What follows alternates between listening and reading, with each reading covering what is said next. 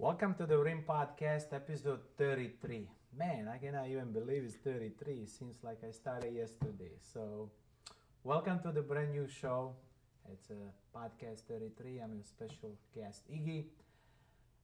Today we got a really special guest. A lot of times we come across, coming from different countries, even living in this country, coming to the point that we don't even know who are original judges.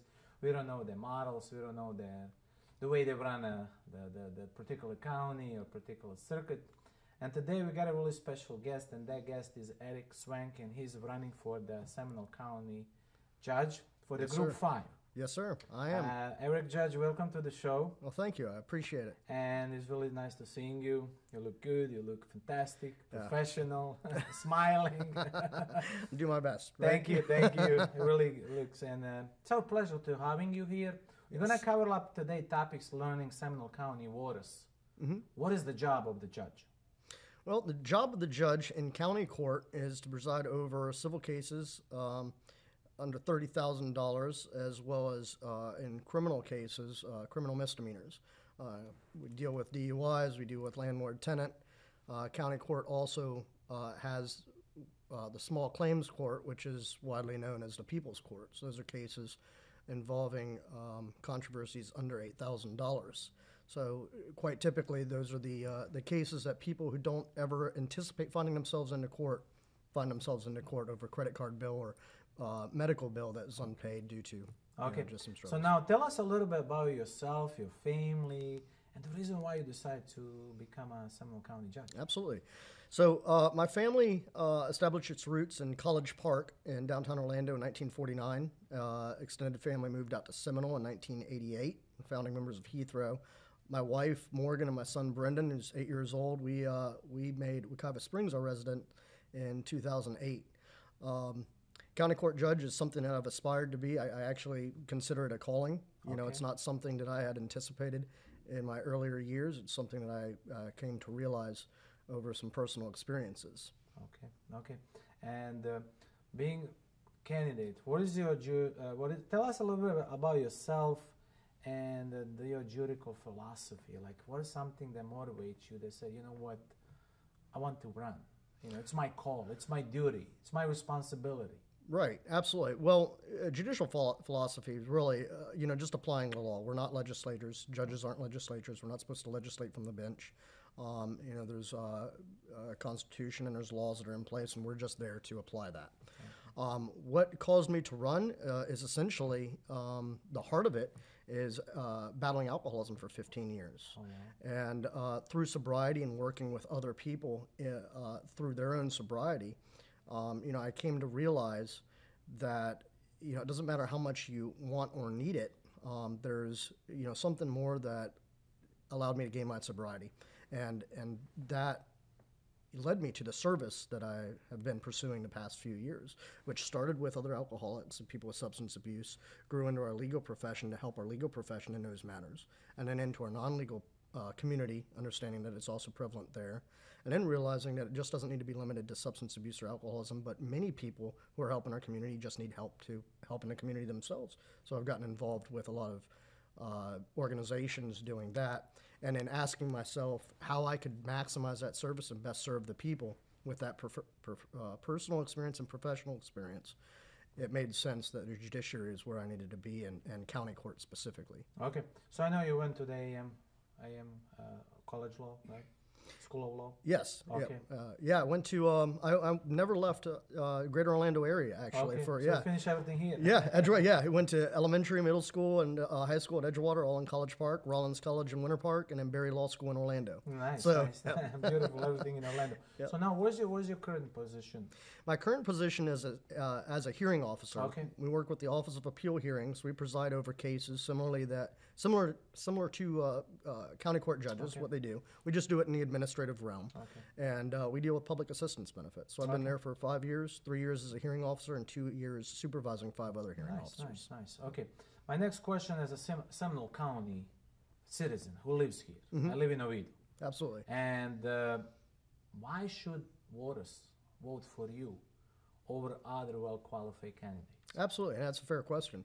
Really, it's my personal experience, personal and professional experience. My professional experience is dealing with a largely pro se docket, meaning people that are representing themselves, which takes a special type of judge to be able to manage those party emotions and understand the rules of civil procedure and the evidence code when there aren't attorneys there to run that position themselves. It takes an incredible amount of patience, and that's something that I've done for the past 5 years as a hearing officer. My personal experience, again, battling alcoholism, also working multiple jobs in my earlier years to pay bills and make sure bills were paid. I understand where people are coming from and why they came into court. And being able to understand that and empathize with it is important. Understanding the issues that are in our community and the resources available for those issues is important too, and it's something I'm very tied into. What separates me from the other candidates, and there's 2 other candidates in this position, is that I'm the only one that actually has the qualified experience as an adjudicator, 5 years of experience, and also can finish the term. One of the candidates has already chosen to retire from this profession. Can actually come back as a senior judge, which would be very encouraged because the courts need that right now with the COVID backlog. They could really use it.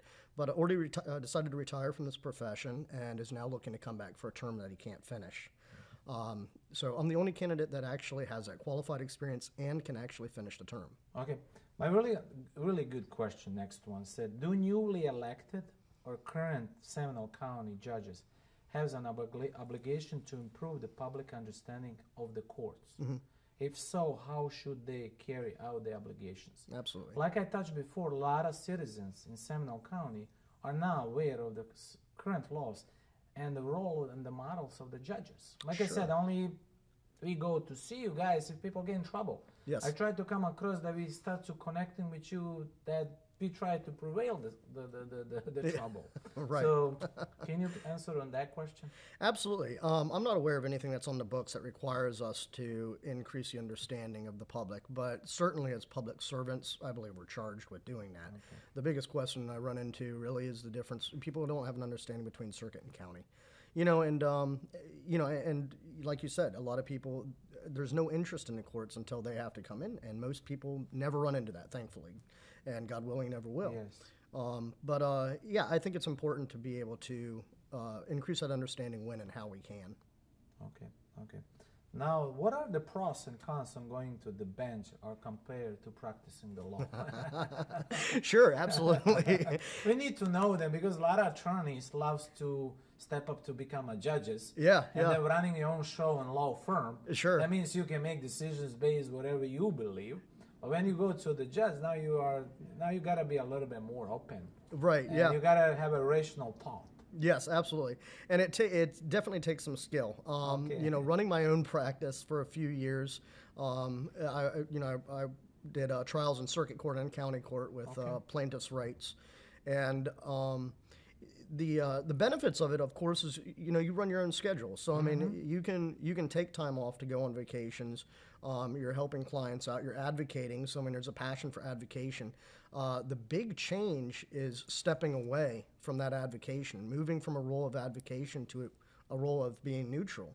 And I did that 5 years ago and did it quite successfully, I believe.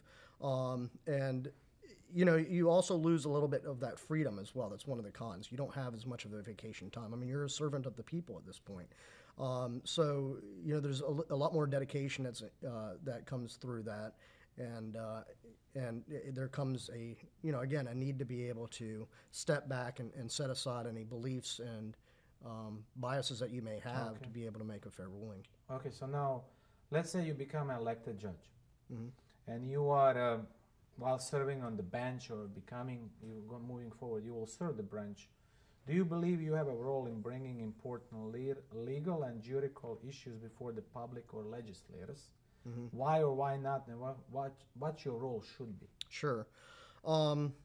Certainly not in front of the legislatures. Again, as I mentioned earlier, that's a whole different branch. As a judicial branch, we're not meant to legislate. We're just meant to apply the laws that legislature passes.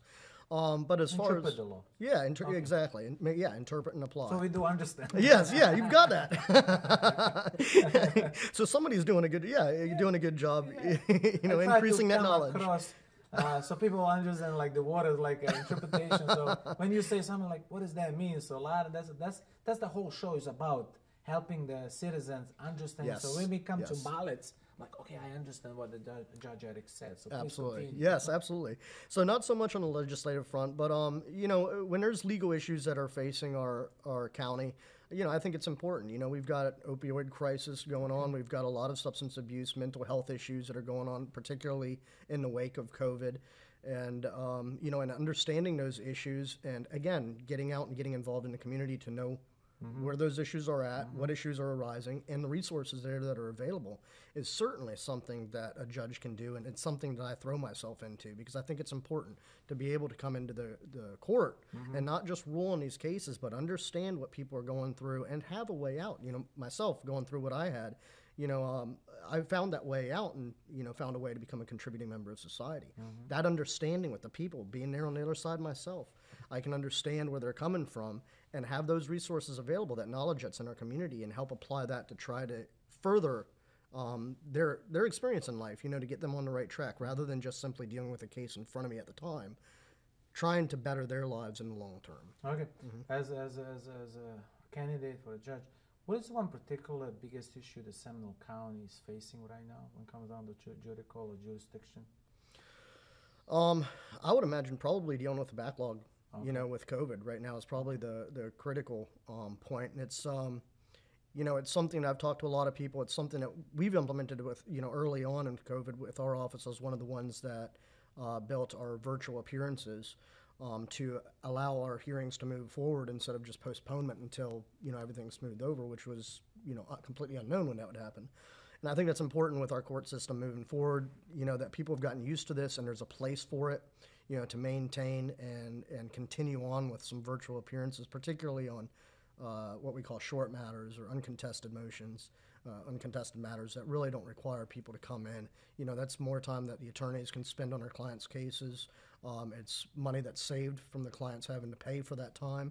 And if outside of that, you know, it's also just maybe some additional time that our attorneys can have spending with their families instead of running to courts. Okay, You know? so now, elections around the corner. Seminole County voters need to go there and cast their votes. Yes, absolutely. And if they cast the votes for you, and you become a judge. Now, the questions of the citizens of Seminole County citizens, including myself, said, do you believe you would encounter any problems moving from your role as an advocate to the new role as a judge for Seminole County? Cool. And absolutely not. You know, it's an easy. August 23rd, by the way, is the date of the primary. So that's the vote that's coming up. Okay. We're a few months away. But no, I changed into that role 5 years ago as a hearing officer, and have had quite some experience now playing that role of a neutral, a neutral hearing officer, a neutral adjudicator. Okay. I just want to rebuttal again, because I know we give a lot of information. It's all about credentials and credibility. Do you possess any other expertise in the field other than the law? Other than law, I've gone through law enforcement myself. You know, my dad was an Orlando police officer for 28 years.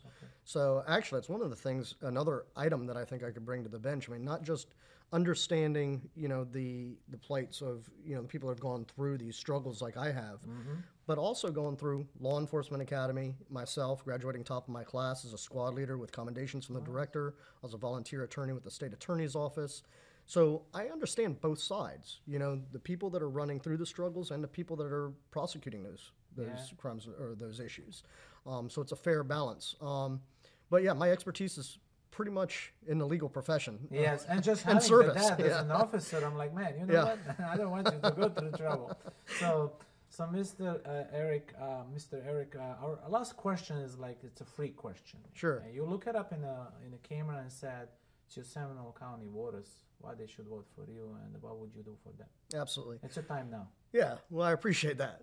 So if you're looking for somebody that's going to understand the issues that you're facing when you come into court, and God willing, you never have to, but if you want somebody who understands honestly and genuinely those issues that you're facing and will listen to those and understand them and understand the resources that are available in our community to apply to help you out of that issue rather than just simply making a judgment, I am the candidate that you need to vote for. And a vote, again, the primary is August 23rd.